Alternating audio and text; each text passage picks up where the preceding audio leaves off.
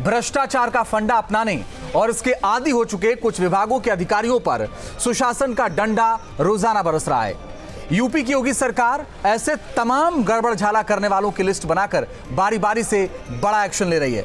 भ्रष्टाचार करने वालों को कतई नहीं छोड़ा जाएगा। सख्त और बड़े एक्शन से यह संदेश रोज मिल रहा है। प्रयागराज के पुलिस कप्तान पर क्यों चला अनुशासन का डंडा? सेंगर केस में रडार पर कैसे आई 3 बड़ी लेडी अफसर? थर्मल स्कैनर में कहां से आ रही घोटाले की आहट? और कोरोना किट खरीद में कौन कर रहा है बड़ा गड़बड़झाला? उसके साथ ही पशुधन विभाग में ठेका दिलाने के नाम पर करोड़ों के फर्जीवाड़े में एक राज्य मंत्री से भी पूछताछ हुई है। और गाजियाबाद विकास प्राधिकरण का ऑडिट करते हुए सीएजी ने कौन सा बड़ा खुलासा किया? इन तमाम मुद्दों पर करेंगे अपने मेहमानों के साथ चर्चा। लेकिन कैसे ये सब कुछ सामने आ रहा है, आज दिन भर क्या चलता रहा, लखनऊ से लेकर गाजियाबाद तक, एक रिपोर्ट के जरिए पहले आपको दिखाते हैं।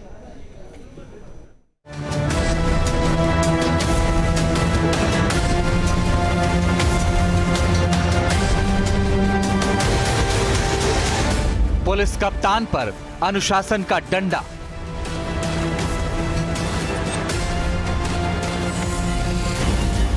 सेंगर केस में रडार पर 3 अफसर।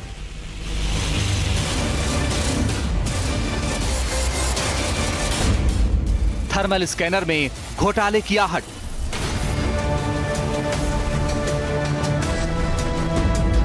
कोरोना किट खरीद में गड़बड़झाला।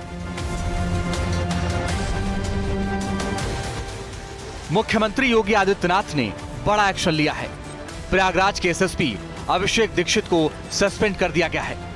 अभिषेक दीक्षित पर भ्रष्टाचार और ड्यूटी में लापरवाही के आरोप लगे थे, जिसके बाद सरकार ने उनके खिलाफ कड़ा एक्शन लिया। उन्नाव के चर्चित कुलदीप सिंह सेंगर रेप केस में अहम मोड़ आया है। पूरे मामले की जांच कर रही केंद्रीय अन्वेषण ब्यूरो यानी सीबीआई ने जिले के तत्कालीन बड़े अफसरों को दोषी माना है। सीबीआई ने आईएएस अदिति सिंह, आईपीएस पुष्पांजलि सिंह और नेहा पांडे को मामले में लापरवाही करने का दोषी माना है।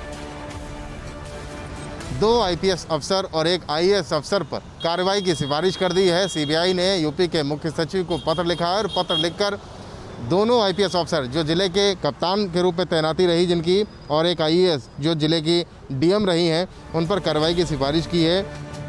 अफसरों की लापरवाही पर विपक्ष ने सरकार पर हमला बोला है। सीबीआई ने जो ये रिपोर्ट दी है अधिकारियों के विरुद्ध, सरकार अगर चाहेगी, उसकी नीयति साफ होगी तो निष्पक्षता होगी। तो बीजेपी ने भी जवाब दिया।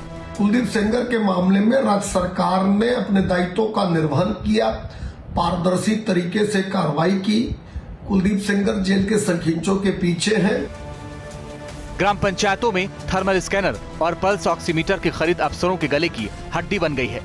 सुल्तानपुर और गाजीपुर के जिला पंचायत राज अधिकारी को निलंबित कर दिया गया है। दोनों डीपीआरओ पर बाजार से बहुत महंगे रेट पर पल्स ऑक्सीमीटर और इंफ्रारेड थर्मामीटर की खरीद करने के आरोप हैं। पशुधन विभाग में ठेका दिलाने के नाम पर हुए करोड़ों के फर्जीवाड़े की बात करें तो यह मामला अब यूपी के राज्य मंत्री जयप्रकाश निषाद की चौखट तक जा पहुंचा है। पुलिस ने राज्य मंत्री जयप्रकाश निषाद से पूछताछ कर बयान दर्ज किया है। वहीं गाजियाबाद विकास प्राधिकरण का ऑडिट करते हुए सीएजी ने बड़ा खुलासा किया है। रिपोर्ट की माने तो हाईटेक टाउनशिप के डेवलपरों को फायदा पहुंचाने के लिए सारे नियमों को ताक पर रखा गया। उस पर 572 करोड़ रुपए का भू उपयोग परिवर्तन शुल्क ही नहीं लगाया गया। अब पीएमओ ने इसकी जांच के आदेश दिए हैं। मतलब साफ है, भ्रष्टाचार का फंडा अपनाने और इसके आदी हो चुके कुछ विभागों के अधिकारियों पर सुशासन का डंडा बरस रहा है। यूपी की योगी सरकार ऐसे गड़बड़झाला करने वालों को कतई नहीं छोड़ने वाली। प्रयागराज से मानव प्रताप सिंह के साथ रतीश त्रिवेदी, न्यूज़ 8 लखनऊ। मनीष शुक्ला साहब मेरे साथ जुड़ रहे हैं इस पर चर्चा करने के लिए। प्रवक्ता है भारतीय जनता पार्टी के अनुराग भदौरिया जुड़ रहे हैं, वो भी प्रवक्ता है समाजवादी पार्टी के। उबैदुल्ला नासिर साहब जुड़ रहे हैं, प्रवक्ता है कांग्रेस के। आप सभी का बहुत स्वागत है। मेरे सहयोगी निखिल भी इस वक्त जुड़ रहे हैं, उनसे भी बात करेंगे कि आखिर क्या कुछ चल रहा है उत्तर प्रदेश में। मनीष शुक्ला जी, क्या हो गया उत्तर प्रदेश को? यह वादा करके तो आप सरकार में नहीं आए थे। अंजीत जी, हमने यही वादा किया था कि करप्शन और क्राइम पर हम जीरो टॉलरेंस की नीति पर काम करेंगे। और 3 साल की सरकार में आज अभिषेक दीक्षित की बात कर रहे हैं, डीपीआरओ सुल्तानपुर और गाजीपुर की बात कर रहे हैं। अगर वो लोग करप्शन करते हैं तो उस पर कार्रवाई हमने किया है। तो ये तो सरकार की नेक नियति है कि अगर कोई भी शामिल होगा करप्शन में तो उसके ऊपर हम कार्रवाई करेंगे। आज बड़े बड़े अफसर नापे जा रहे हैं। पूरी सरकार जब से हमारी बनी है 700 से ज्यादा अधिकारियों और कर्मचारियों पर हमने कार्रवाई की है। 200 लोगों को फोर्स रिटायरमेंट दिया है, 400 के ऊपर बृहद कार्रवाई की है और विभागीय कार्रवाई सुनिश्चित की है।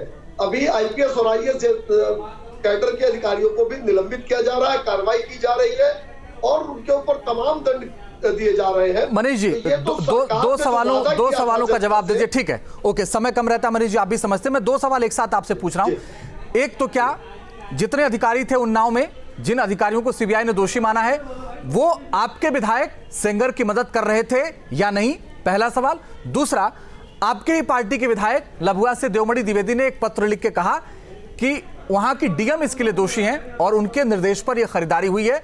नीचे के 2 अधिकारियों को सस्पेंड कर दिया गया। क्या ये दोनों बातें सही नहीं है? देखिए, श्री देवमणि द्विवेदी जी के ही चिट्ठी पर डीपीआरओ सस्पेंड हुए हैं। देखिए, उन्होंने चिट्ठी दी और जनप्रतिनिधियों का सम्मान है हमारी सरकार में, उस पर जांच हुई। जो दोषी पाया गया उसके ऊपर कार्रवाई सुनिश्चित की गई है। आगे जांच चल रही है, आगे भी जो भी दोषी पाया जाएगा उस पर कार्रवाई सुनिश्चित की जाएगी।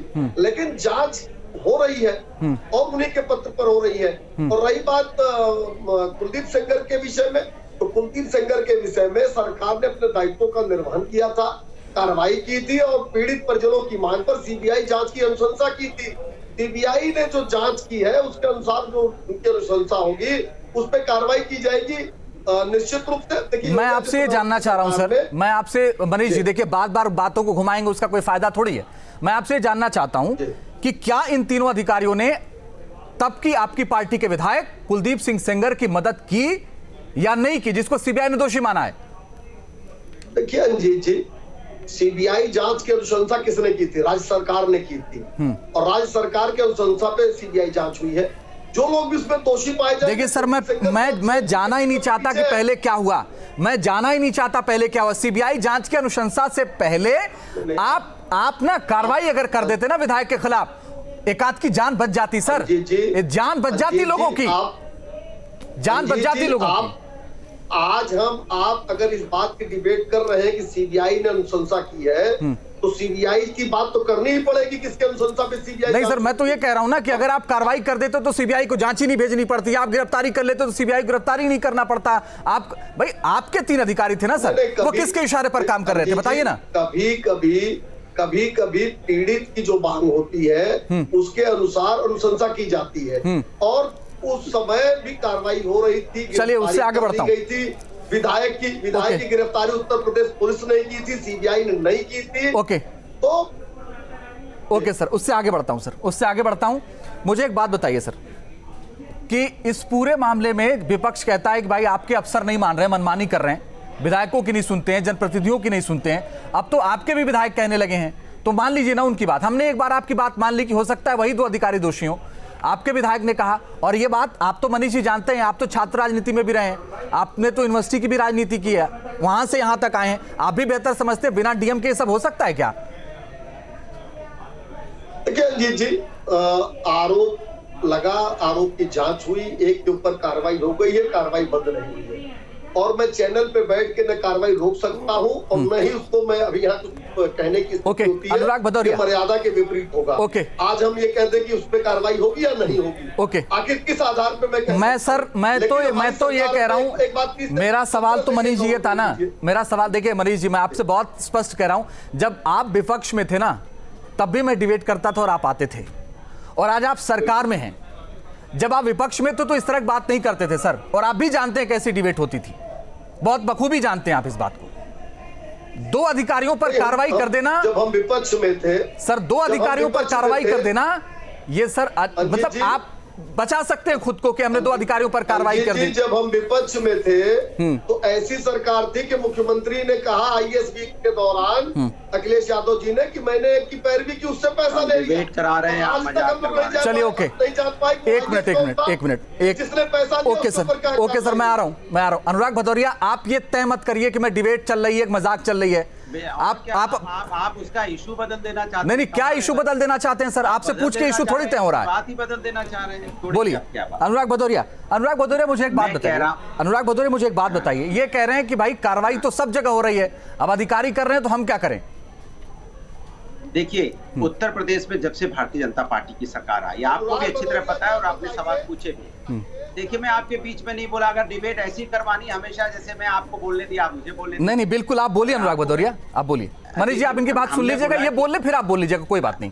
वहाँ फिर आप बोल लीजिएगा, मेरा जवाब दे दीजिएगा। ओके। मैंने कहा कि जिस तरह की हम ये बहुत संवेदनशील मामला है, क्योंकि कोई भी अधिकारी जो होता है वो सरकारी तंत्र से चलता है। कि जब कुलदीप सेंगर का मामला था तो अधिकारी किनके कहने पे इनको बचा रहे थे? आज अधिकारी फंस रहे हैं तो अधिकारी खुद बताएं कि भाई किनके कहने पे बचाने में लगे थे डीएम एसएसपी। और हम कहेंगे, हम तो ये भी जानना चाहेंगे, और मनीष जी यहाँ पे बताएं कि सरकार उन पे कठोरतम कार्रवाई क्या करेगी, ये बताएं। क्योंकि सरकारी कार्रवाई करने से डरेगी, क्योंकि सरकार के कहने पर उन्होंने मदद की थी ना। अब सरकारी कार्रवाई करेगी तो क्या करेगी, इसलिए उन्होंने जब कार्रवाई का लिखा है तो ये नहीं कह पा रहे क्या कार्रवाई करेंगे। आप बताइए क्या कार्रवाई करेंगे, क्या कार्रवाई करेंगे? चिल्लाने लगे, मैं आपके बीच में क्यों नहीं बोला था? मैं जानता था आपके पेट में दर्द है कि पूरे उत्तर प्रदेश को आपने जंगल राज बना दिया है। यहाँ चोरी, डकैती, हत्या, लूट मार, भ्रष्टाचार, जिस तरह से भ्रष्टाचार हर तरफ बढ़ा है, भ्रष्टाचार मतलब भ्रष्टाचार हो रहा है यहाँ पे।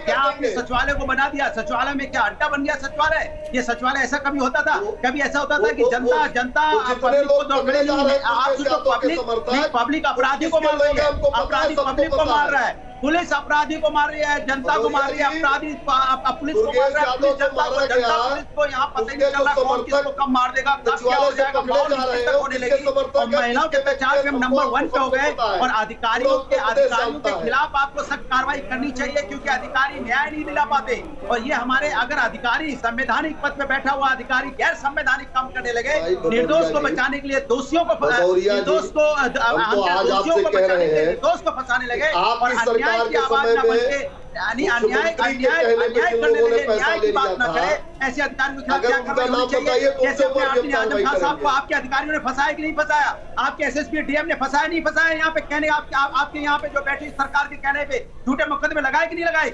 आपने डॉक्टर कफील पे झूठे मुकदमे लगाए कि नहीं लगाए थे? क्या उस एसएसपी के खिलाफ क्या कार्रवाई होनी चाहिए जिसने मुकदमे लगाए थे? अनुराग भदौरिया, डॉक्टर कफील के खिलाफ लगाए, क्या मुकदमे? वो आज 8 महीने जेल में रह के आया, क्या उसको अधिकारी को नहीं 8 महीने जेल में रहना चाहिए? जो झूठे मुकदमे लगाता हो किसी के ऊपर में, झूठे मुकदमे लगाना सरकार के कहने के ऊपर में, इससे ज्यादा खतरनाक अपराध हो ही नहीं सकता। अनुराग भदौरिया, अनुराग भदौरिया जी, अनुराग भदौरिया जी, मैं आ रहा हूँ आपके पास। अनुराग भदौरिया जी, ठीक है, ओके। अनुराग भदौरिया, 2 मिनट और दीजिए, 2 मिनट और दीजिए। कभी आपके साथ चुनाव लड़े कांग्रेस के नेता भी हैं, 2 मिनट दे दीजिए सर, राजनीतिक द्वेष से 2 मिनट दे दीजिए सर, 2 मिनट दे दीजिए सर। उबैदुल्लाह नासिर साहब, मैं एक बात आपसे समझना चाहता हूँ। भाई सरकार ये कह रही है कि मुख्यमंत्री सख्त हैं और हम कार्रवाई तो कर रहे हैं, जहां जहां शिकायतें मिल रही वहां कार्रवाई तो हम कर रहे हैं। अब उत्तर प्रदेश इतना बड़ा राज्य है, बताइए क्या करें?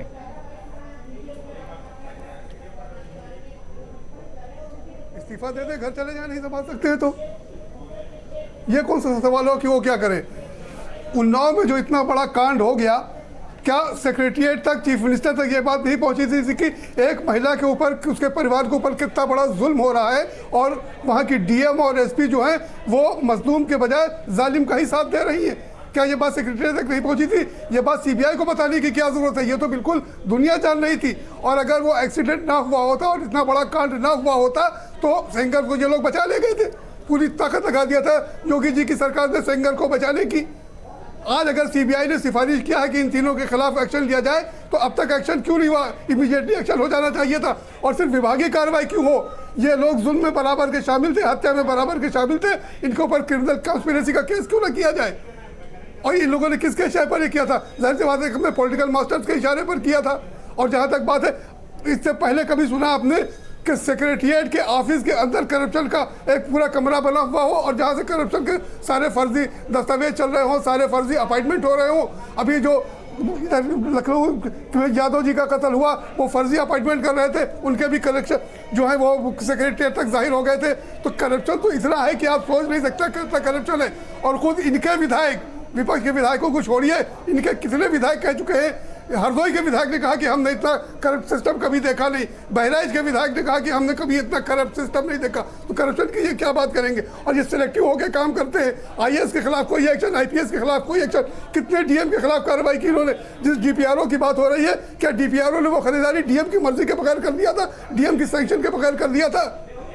वही सवाल तो मैंने भी पूछा, डीपीआरओ तो छोटी वही सवाल मैंने भी पूछा था, लेकिन वो उस पर वही कह रहे हैं कि आगे जांच जारी है, उस पर जारी। ठीक है, उबैदुल्ला नासिर साहब, अनुराग भदौरिया, आप दोनों के पास मैं आ रहा हूँ, मेरे साथ पीके अग्रवाल साहब भी हैं, उनसे भी उनकी राय जान ले, फिर निखिल, फिर आप अनुराग भदौरिया आप बोलिएगा। कोई बात, बोलिए बोलिए अनुराग जी बोल लीजिए, बोलिए अनुराग जी बोलिए, बोलने का मौका दिया था, बोलिए। सरकार क्या कार्रवाई करेगी, सरकार बताए क्या कार्रवाई करेगी। अगर सरकार ने सही कार्रवाई नहीं की, सही कह रहे थे विभागीय जांच क्यों होगी?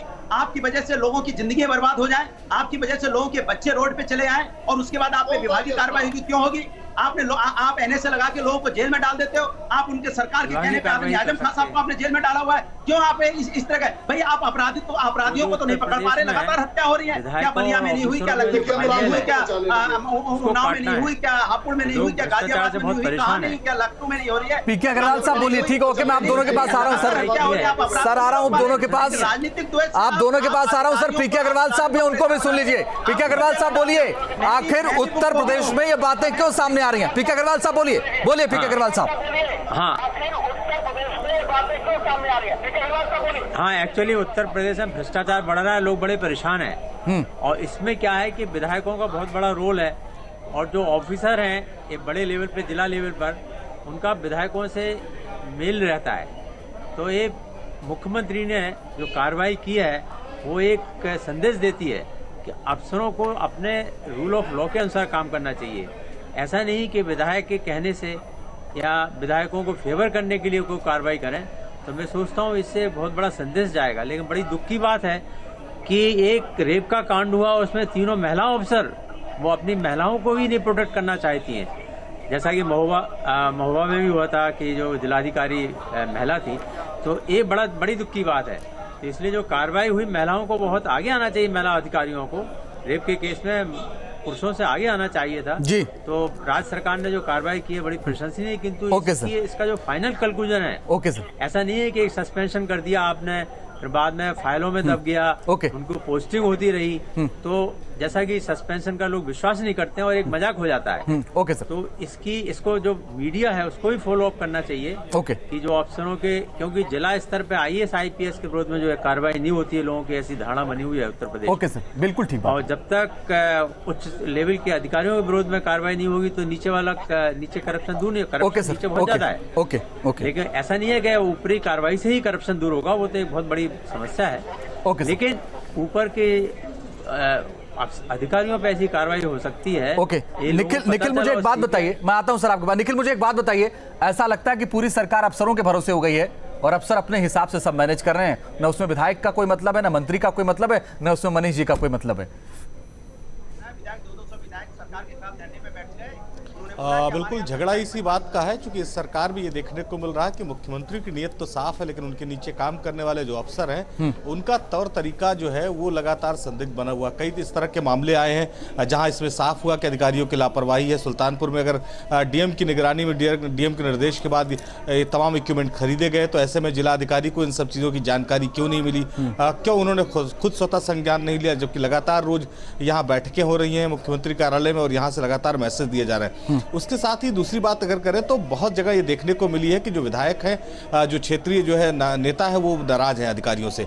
उसका कारण ये है कि मनमानी है वो बहुत परेशान करती है किसी भी सरकार को। जो उसका जो कैरेक्टर होता है उसको लेकर कई सवाल भी खड़ा करती है। और पिछले कुछ दिनों से अगर बात करें उत्तर प्रदेश में, तो लगातार अफसरों की जो मनमानी है वो देखने को मिली है, या तो लापरवाही देखने को मिली है। कार्रवाइयाँ भी हुई हैं, ऐसा नहीं कि सरकार की तरफ से कार्रवाइयाँ नहीं की गई, लेकिन जितना एक्शन लेना चाहिए सरकार को शायद उतना नहीं ले पा रही है, या शायद जमीन तक की जानकारी नहीं पहुंच पा रही है कि आखिर ग्राउंड लेवल पर क्या हुआ, या इस बात के को लेकर सरकार समझ नहीं पा रही कि अधिकारियों पर जो है कार्रवाई करना ठीक होगा या नहीं होगा।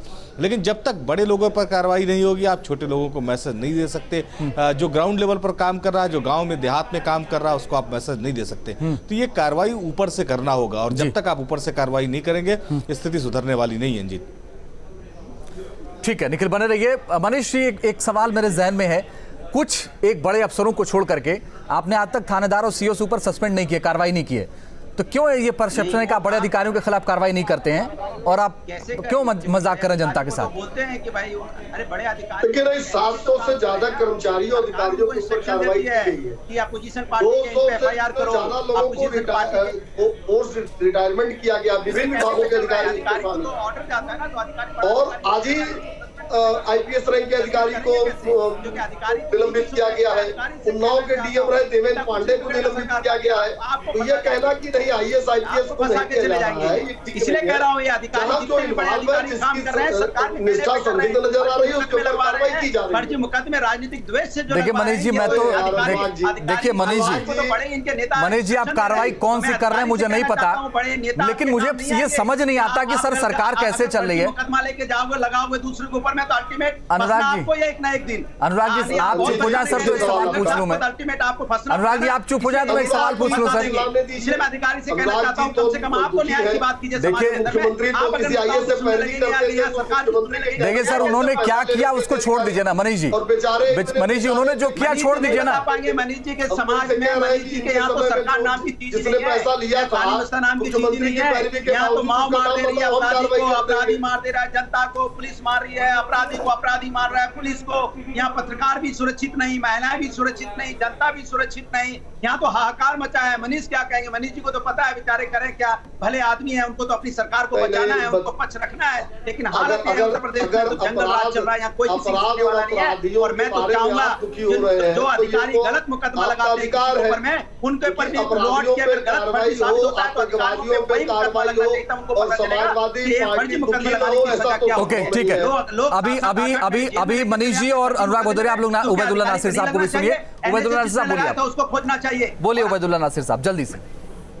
मैं तो कह रहा खोजना चाहिए ऐसे लोगों को। और जो आजम साहब, मैं सिर्फ इतना कहना चाहता हूं कि जब सत्ता ईमानदारी और संविधान के हिसाब से नहीं चलेगी सही होगी। मुख्यमंत्री के सारे एक्शन जाति धर्म और यही सब चीज देख कर लेते हैं किसके खिलाफ कैसी कार्रवाई होनी चाहिए, इसका कुछ उनको अंदाजा नहीं होता है। वो पहले एक्शन होता है जो जाति और धर्म के हिसाब से लिया जाता है। अभी एक रिपोर्ट आई थी कि 182 NSA लगाए गए मुख्यमंत्री जी ने इस साल में 8 महीने में, उसमें से 76 सिर्फ एक कम्युनिटी के लोग हैं। जब इस तरह से कार्रवाई होगी तब क्या होगा? IAS और IPS के दरमियान फर्क किया जाता है, छोटे और बड़े अफसर के दरमियान फर्क किया जाता है, तब ईमानदारी से काम नहीं होगा। सत्ता ईमानदारी से और संविधान के हिसाब से नहीं चलेगी, सबको एक नजर से नहीं देखेगी, तो ऐसा ही हाहाकार बचेगा जैसे ये बचा हुआ है। यहाँ उल्टा है मामला सर, यहाँ तो विधायक अधिकारियों के खिलाफ कहते हैं कार्रवाई करो, ये अधिकारी तो सुनते ही नहीं है।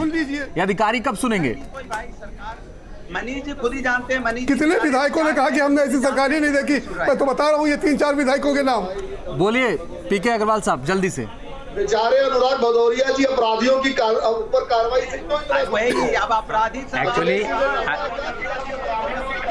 बोले सर, बोल लीजिए। एक्चुअली अधिकारी जब ही सुनेंगे जब उनके ना सुनने की कंप्लेंट हो, वो रिकॉर्ड की जाए। आज नहीं सर, इतनी कंप्लेंट हो चुकी है ना इन अधिकारियों के खिलाफ, कैमरा है, इन अधिकारियों के खिलाफ इतनी कंप्लेंट हो चुकी है, मुख्यमंत्री के बार बार कहने के बावजूद ये नहीं मान रहे हैं। और ऐसे ही जैसे आज कार्रवाई हो ऐसे ही कार्रवाई होगी तभी कुछ बदल सकता है उत्तर प्रदेश में, वरना तो सब भगवान भरोसे ही चला। बहुत बहुत शुक्रिया आप सबका हमारे साथ जुड़ने के लिए, चर्चा में शामिल होने के लिए। सबसे बड़ा मुद्दा में फिलहाल के लिए बस